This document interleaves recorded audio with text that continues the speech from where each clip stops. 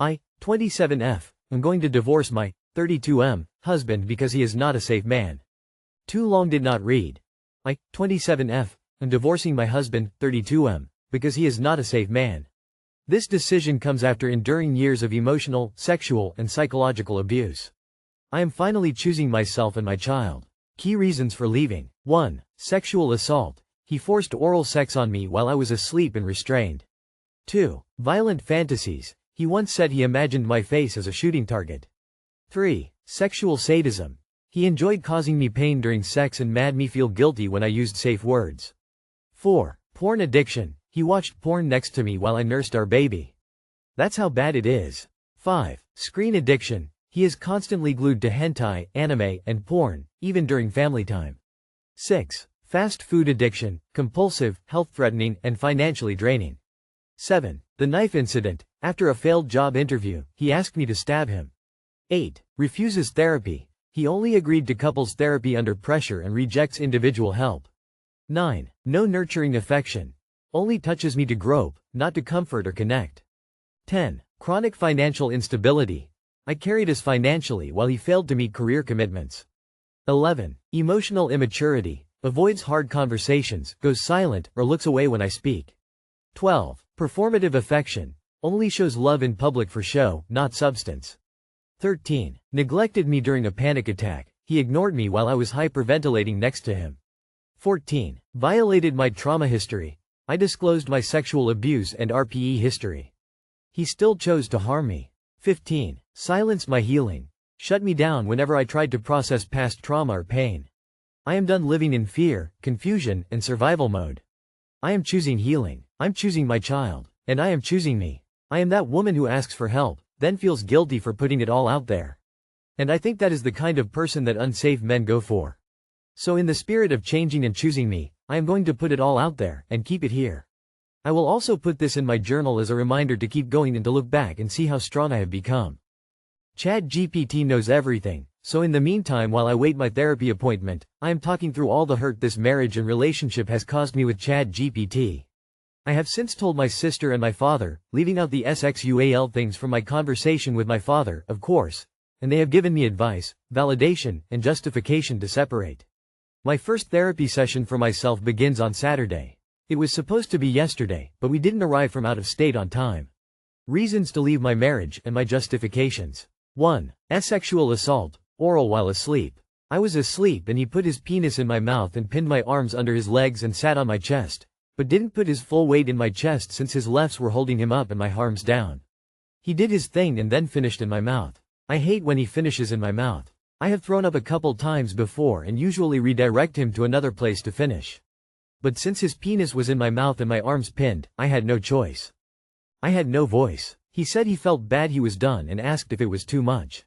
I was in shock and nodded, then went to the bathroom to clean out my mouth, went into the shower, sat in the floor and cried. This was within the last year. He never did it again.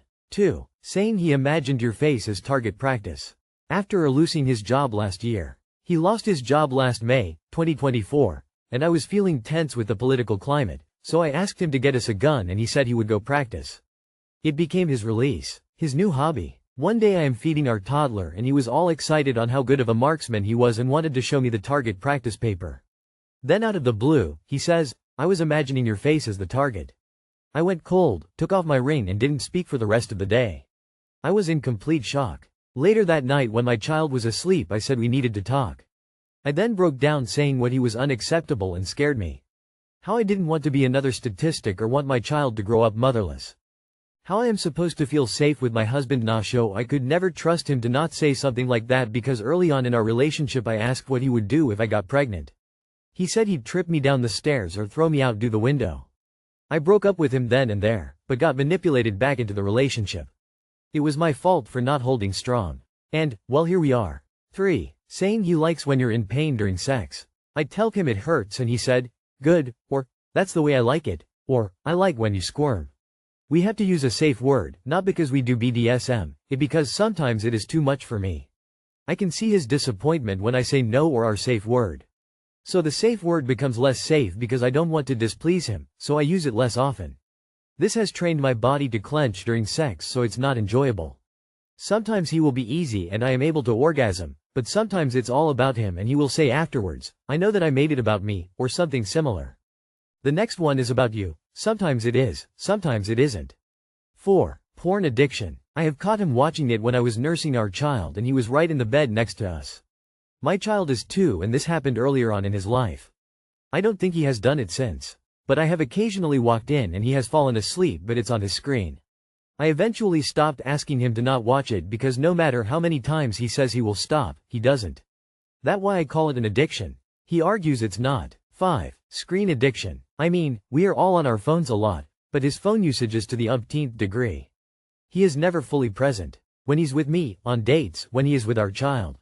I make it a habit to put the phone down. And my phone usage is always about research purposes and learning. His is mindlessly scrolling, hentai, anime, and porn. 6. Fast food addiction. The only thing that has been able to curb his addiction is that we don't have money. If we had money, he would be eating out every day. He will ask me if I want something, I say no, then he says he won't get anything if I won't. Then I feel guilty and cave most times. I have held out other times and he has either gotten it or not. He has admitted to this addiction. Also, he had a family history of high BP and he went to the doctor and the doctor said that his heart is enlarged and kidneys are in bad shape. More bad eating without medication would probably been irreversible. Thank goodness he is on medication now. But still eats crappy when we do have money. None of it disposable money. 8. The knife incident, asking you to stab him. Ever since he was laid off last May, I have been helping him find another job. Helping is used loosely here. More like managing his career and job search. We agreed that you would start helping him apply and told him that he can keep his skills current by practicing and learning while laid off, and I would do the applying part. Well, he didn't honor the agreement and started not kept by current.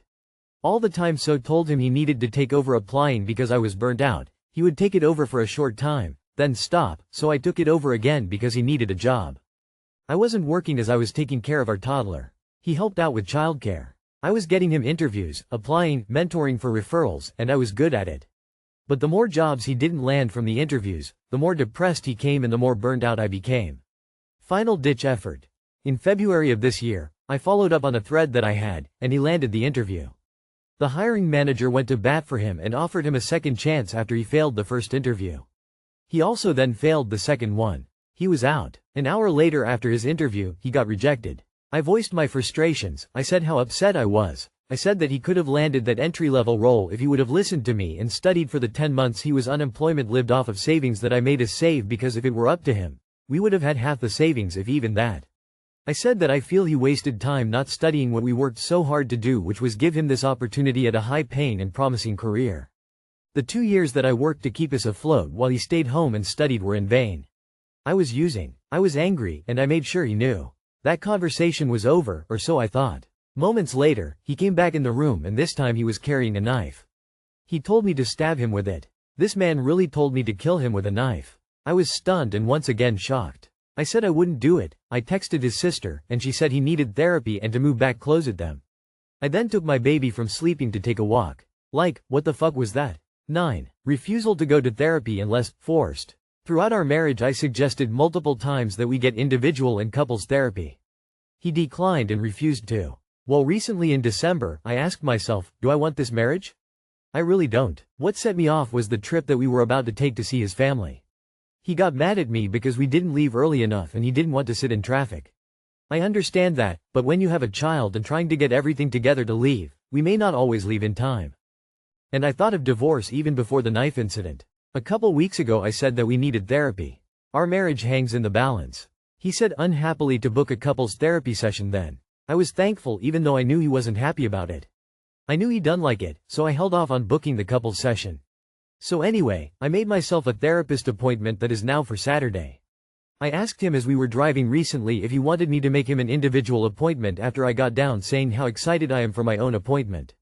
He said absolutely not, so I said okay, I can book the couple appointment that he agreed to. Then I thanked him again for agreeing to it. I said I don't want to force him into it, and he looked at me like, well, you did force me to.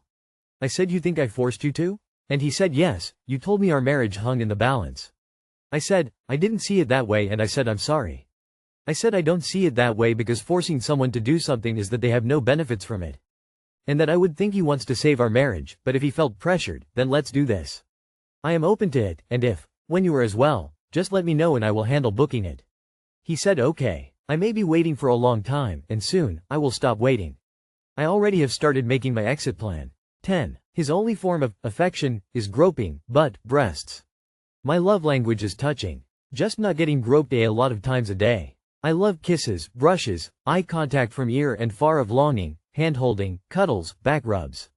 When I ask for back rubs it's because I am sore. He thinks it's the biggest inconvenience. He doesn't do any of my love language. Unless he sees that I am acting distant. To reel me back in. He sees that I get tired of the constant groping. Sometimes I cover my breast when I walk past him and he kind of barks at me like, hey. I think he is only joking. But sometimes not. He says that husbands touch their wives to show them they love them, and when they stop, that's when they should worry. I said true in a way because that means if they no longer feel attracted their wives they would be giving that attention to someone else.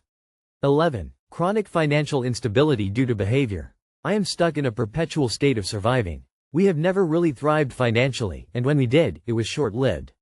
I supported him getting into a higher-paying career in 2021 and 2022. We sold my car in 2022 before I got my good-paying job. My car, the one my dad gifted me, so that we could pay rent. Then thank goodness I got a good job. He still didn't feel confident in his newfound skills. So my dad supported us while he went to boot camp in 2023 while I was caring for our newborn. My dad asked him if he would stick with it. My husband agreed. I get it, layoffs are terrible. But I got him interviews. He could land at least that one entry-level job where the HM was rooting and advocating for him. He then got a job in that field to then being laid off 8 months later to then not maintaining that skill for the time that he has been laid off. 12. Emotional immaturity and avoidance. He gets quiet when I bring up concerns that are related to him. Sometimes when I am talking to him and he doesn't like it, he looks straight ahead and I have to ask him to turn towards me. Like what? 13. Public affection feels performative. He looks around after saying something nice or showing affection. 14. He ignored you during what felt like a panic attack in your sleep. I woke up hyperventilating, possibly a panic attack. He was right next to me on his phone. He didn't turn toward me. Didn't ask if I was okay. Didn't offer any comfort. When I asked him about it after my breathing slowed down like, did you hear that? He casually said he thought I was having a nightmare. I said no, I think I just had a panic attack. 15. He knew my past, and still chose to harm me.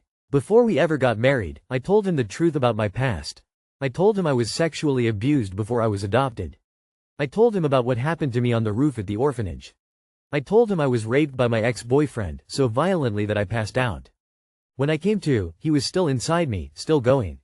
The pain in my body that night was unbearable. I remember trying to soothe my torn, burning vagina with coconut oil. That was my reality. And I told my husband.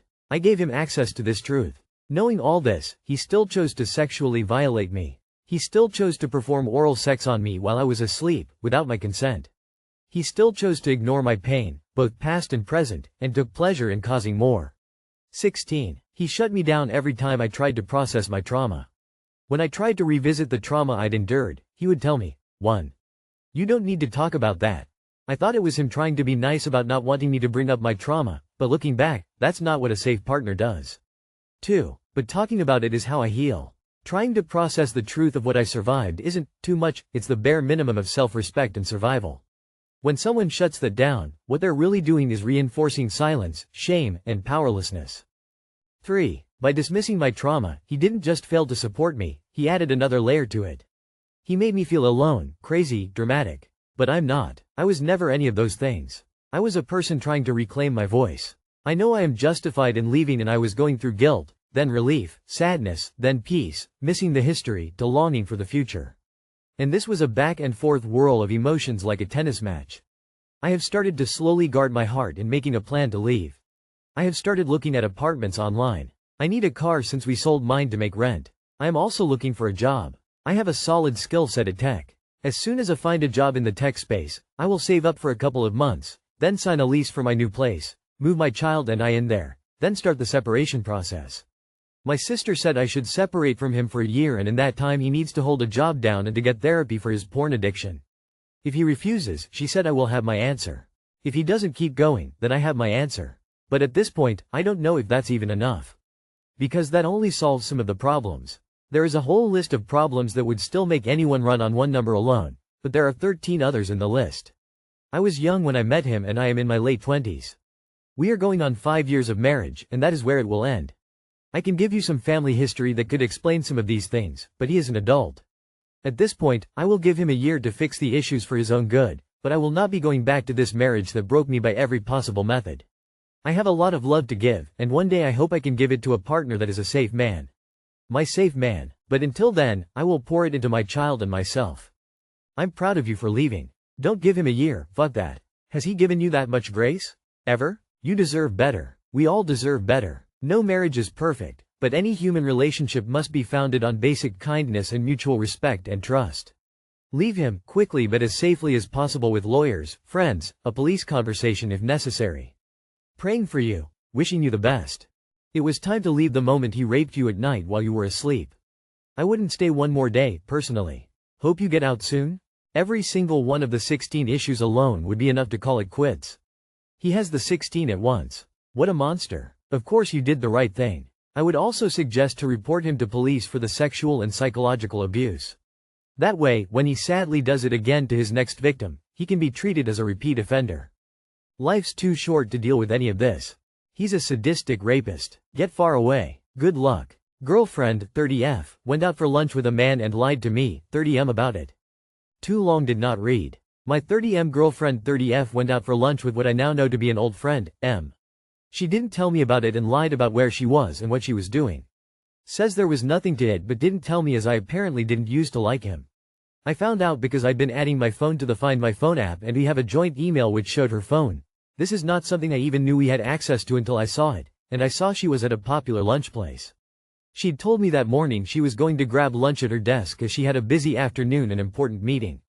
I didn't say anything then, but spent the afternoon worried, but also kind of assuming she'd just changed her plans. She messaged me that afternoon saying she'd had lunch at her desk. When she got home I asked how her lunch was and she said just at her desk and repeated the same story. I asked if she was lying to me and told her I'd seen the location and she told me she was with her female work colleague. She said she didn't tell me because it was a last-minute decision and she didn't want me to think she was always eating out as payday was coming up. We earn well and always eat out, so this was suspicious. I checked her meal planning shopping list which said, out, for lunch on this day, and buy something, on other days in the office. I challenged her and laid out what I was thinking and she said she could see why I was worried when I explained it like that but had an explanation for everything and that she was really sorry I'd spent the afternoon worrying and that she was upset I'd been worried. I took an opportunity that night and quickly checked her phone. She had given it me to read something. Her last message was agreeing to meet up with this man at the restaurant.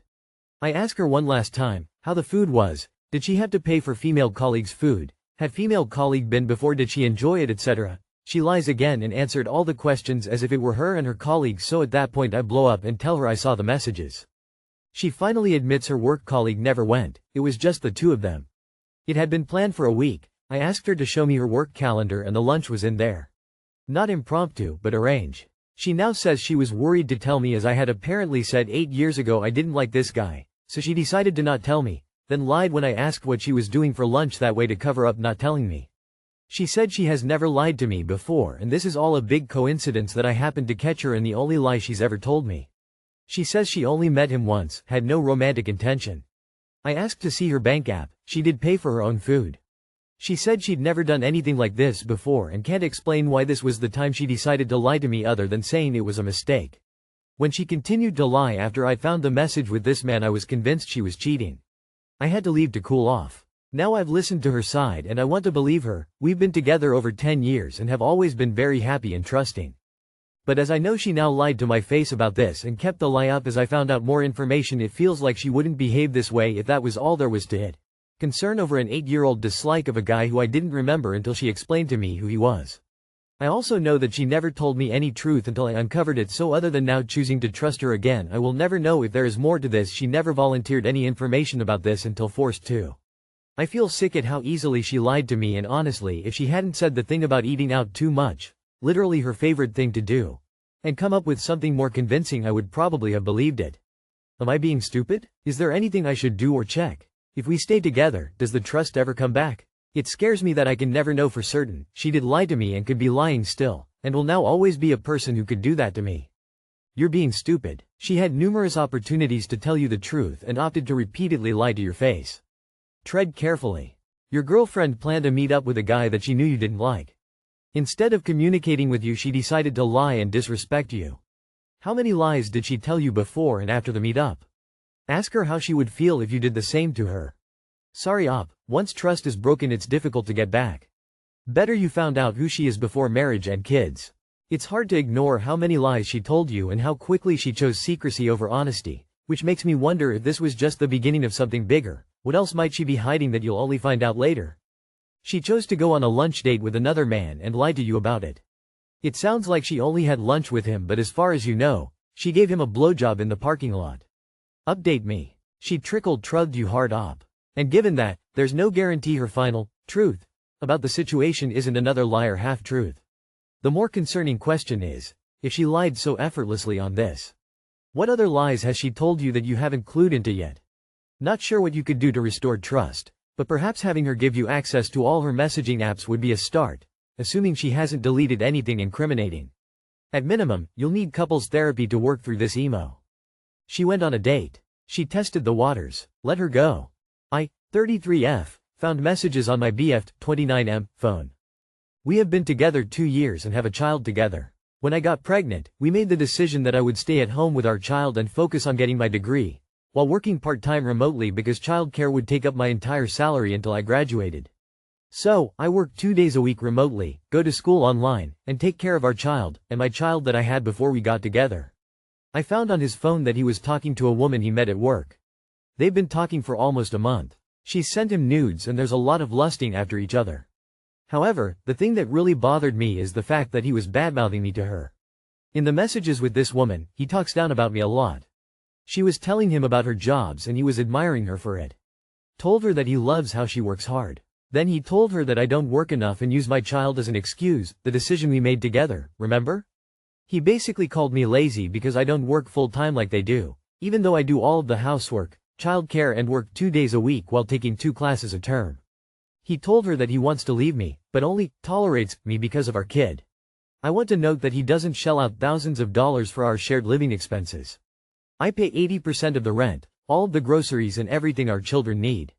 He pays for 20% of the rent and 3 utilities. Anything else is completely separate. Honestly, I pay a lot more for our household than he does. So it's not like he has the burden of providing for our entire family by himself. I'm not even a true stay-at-home mom. Before I got pregnant, I worked 2 jobs. It's come to my attention that he just doesn't respect me, or the value I bring to the relationship. Like I can only have value if I go to a job outside of the home full-time. And this hurts me more than the fact that he was planning to, physically, cheat on me with a married woman. He wants to work it out, but I don't think I can come back from this. All I keep remembering is him telling her those things, seeking comfort in another woman's pussy and not bringing those issues to me. It came off like he doesn't even like me as a person. Why would he want to work it out? Edit. Thank all of you sweet people for taking the time to reply to this. I was on a ledge of sadness that I couldn't see out of, but you've talked me down. Thank you. Why isn't he at least paying 50% of the rent? How are you affording that on 2 days a week? Honestly, kick him out. If you're already paying 80, the 20% left will be worth being away from him alone. Trust me, just staying with him is just taking care of him. Because that's all he's there for at this point. I'm so sorry. It hurts. Run and send the screenshots to her husband. He should know as well. Kick this man to the curb. Why was he willing to say such awful things about you and want to stay? He was either speaking the truth about how he felt or he was trying to hook up with this woman and make you look like a deadbeat. He had no issues creating this bond and accepting the nudes. Kick him out of your parents' house. He doesn't like or respect you. Run. You can do so much better for yourself and your children. I'm sorry you're in this situation, but I'm glad you're realizing your self-worth. In the future, when living with someone again, do not let them go 80/20ths with you if you're the caretaker. You're working multiple jobs at once as both a student, worker and mother. You deserve someone to ease the load off your back, not create more stress and then step out on you to complain about it. He sounds like a child. I'd never come back from that. Nope. Contraceptive, F27, versus M26. Looking for opinions or advice on how to handle my current situation. My fiancé, 26M, and I, 27F, are currently pregnant with our 3rd baby on year 6 of being together and have both decided that this will be our last baby. We are having a serious difference in opinion as far as contraceptive goes. I personally have been on a few different birth controls over the years and have unbelievably bad luck with hormone changes, weight gain, etc. I've also seen that it's become a lot more common for men to get vasectomies versus a woman getting her tubes tied or getting put on birth control, but my fiancé seems to think it's unacceptable for him to have to get a vasectomy versus me getting my tubes tied and gets very hostile when discussing it. I've heavily researched both procedures and also heard male opinions who have received a vasectomy, and it seems to be a way better option overall. It's a simpler procedure, lower risks, and faster recovery than a tube ligation. Vasectomies are minimally invasive outpatient procedures that do not require general anesthesia, with a 2-3 day recovery time where tubal ligation, on the other hand, is a more involved surgery requiring general anesthesia and carries a higher risk of complications and ectopic pregnancy, plus a few weeks of recovery. How do I communicate all this to him without blatantly insulting him? I feel like if I can grow and birth 3 babies naturally, the least he should be willing to do is undergo a small procedure to save me the pain and discomfort of undergoing a far more in-depth procedure. Your fiancé is selfish and thinks birth control is solely your responsibility. Use that information as you see fit. It's simple, stop having sex. You already have had 3 children in 6 years. Whatever you're doing is resulting in those babies, whether intentionally or unintentionally, so you should abstain from sex altogether until a permanent solution is agreed upon. No negotiation. Solo masturbation only, as it only takes a single sperm on a finger to touch the labia and the risk of pregnancy is right there. Tell him to post on Reddit and ask for opinions himself. See what men tell him. Had a vasectomy after Lauer II was born last year. I was in the delivery room and experienced my wife give birth with no drugs. Least I could do. Tell him no more sex. Since that's the least invasive for everyone, right? Tears of joy. It's unfair to expect you to undergo a major surgery, when a very minor one for him is available. How you can't also force him, it's his body, and this should be his choice. Perhaps, he is not done in his mind having kids yet. Just like he can't force you to take contraceptive pills. Only take them if you want to, and it sounds like you don't. Focus on protecting yourself. You will be more vulnerable. If you will be pregnant again, you will risk complications, your body and mind will be at risk. The best option in the meantime is condoms.